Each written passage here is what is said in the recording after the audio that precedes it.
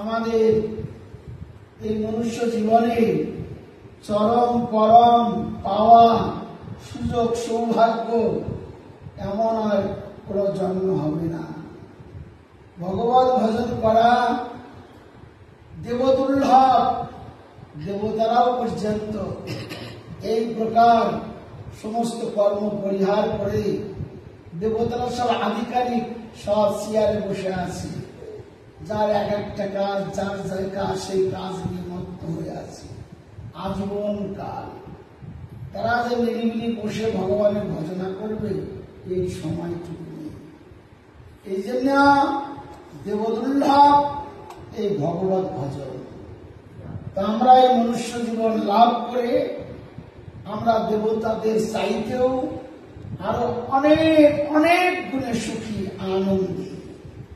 দেবতারা শুধু সোমরস পান করে, সুখ আস্বাদন করে, মানুষ সুখের সঙ্গে সংযুক্ত অমৃত পান করে। সেই অমৃতের অপর নাম হচ্ছে দুঃখ। দুঃখটাই অমৃত আর অমৃতটাই দুঃখ।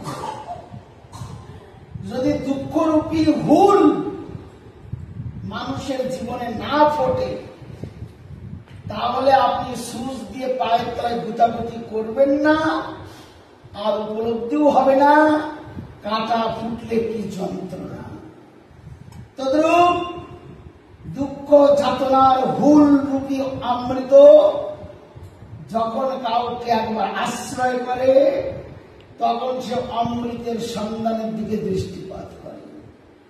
সেই অমৃতময় বস্তু পরমেশ্বর ভগবান শ্রীকৃষ্ণ। ঘরবাদী, বাড়িবাদী, জমি সম্পত্তি সব ফেলে চলে যেতে হবে। বলো হরি হরি বল। ক্ষণিকের ঠিকানা মাত্র, যে যতই মারুতি করে কেন কিছু সময় মাথাটা বুঝবার জন্য পড়ে আছি এখানে।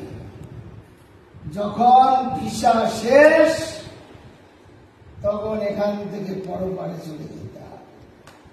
তাই শুধু ভক্তমন্ডলী বর্তমান মা যশোদা তার হৃদয় নিংড়ানো প্রীতি ভালোবাসা দিয়ে বাল গোপালকে গত করল, কোমরে দড়ি বেঁধে ফেলেছে, আর পরের ঘরে মাখন চুরি করে